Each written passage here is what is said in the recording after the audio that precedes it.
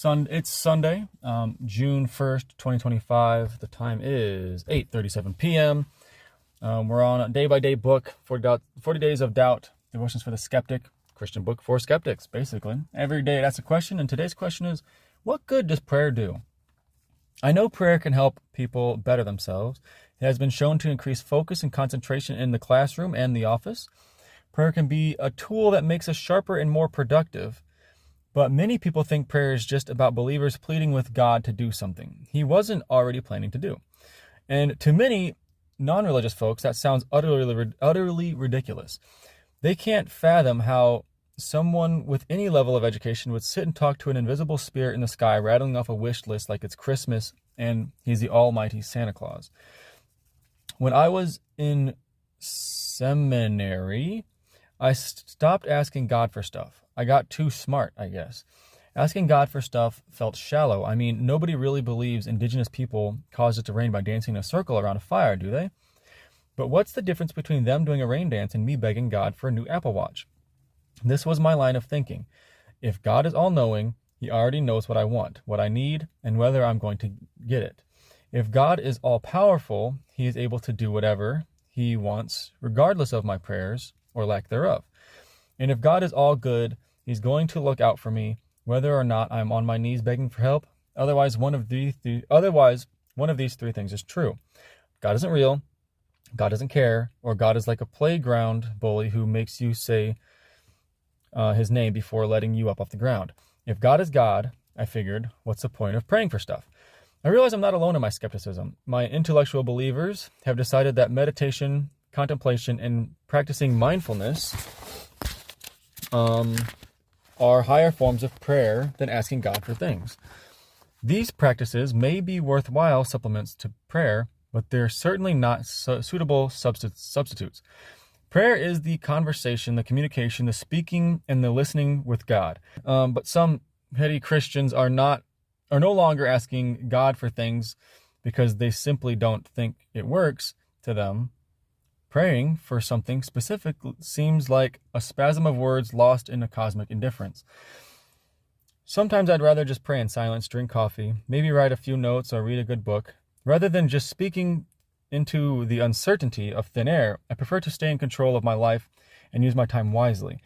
The only trouble, of course, is that while a little peace and quiet, self-reflection, coffee, and a good book may sound like heaven, it doesn't sound much like prayer.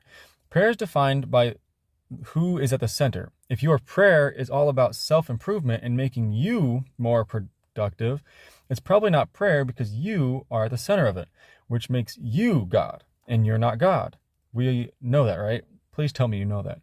The first purpose of prayer is to realign your perspective about the universe, namely the fact that you are not the center of it. Prayer begins by putting God where only He belongs.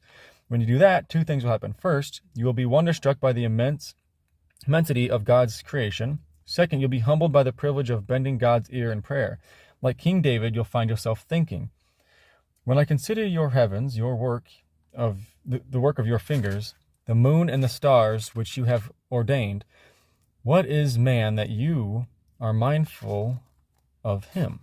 Psalm 8, verses 3-4, NKJV. My journey back from intellectual materialism towards supernatural faith has led me to ask new questions about prayer. What if, when we say things like, if God is good, He'll give me what I need without me begging Him for it, we have prayer backwards? What if we looked at prayer this way instead? Because God is good, He inspires us to be actors in the story He is writing. I'm sure God's will for me involves my mind not dying of dehydration, but I still have to act, right?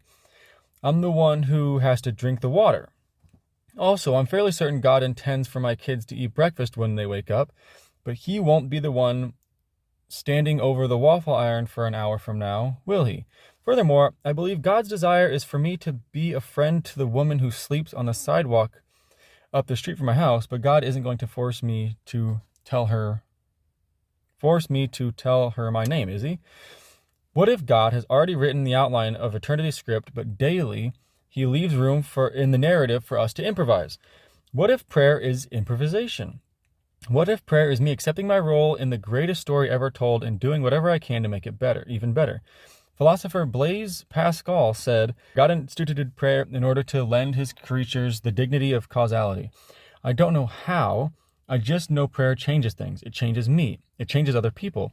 It can influence the author to alter a page in his story. The arrogant cynic might say, as I used to, it's foolish and quaint to ask God for things, while day after day, the foolish faithful get on their knees and change the world.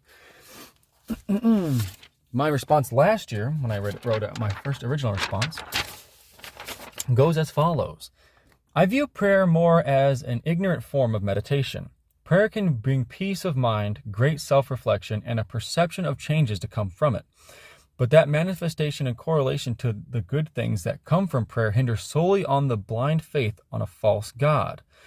By the way, if God doesn't know the outcome in entirety of any improv he allows, then he's not all-knowing. That about sums it up. I do feel, okay, so prayer, it's weird. I do view it in the same way as meditation, which is not directly meditation. I guess there's a bit things that make it different. It is in the same, it affects the brain the same way in a sense of meditation. Obviously, pretty famously, the placebo effect is a thing. We can trick ourselves into manifesting things. It really doesn't do anything beyond how strong belief can be.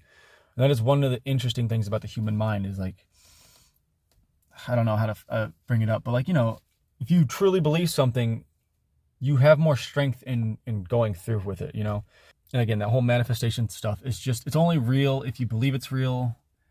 It's a slippery slope in the human mind. It is very interesting to, to study and observe, but again, it's all fake, in a way. And then the last thing I said, by the way, if God doesn't know the outcome and entirety of any improv he allows, then he's not all-knowing. That's true in this chapter. And again, this could just be the author's interpretation of certain things.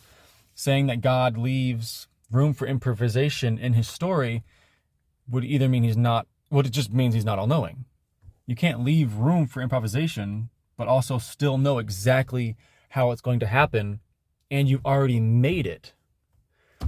So if the author's interpretation is true, then God is not all-knowing.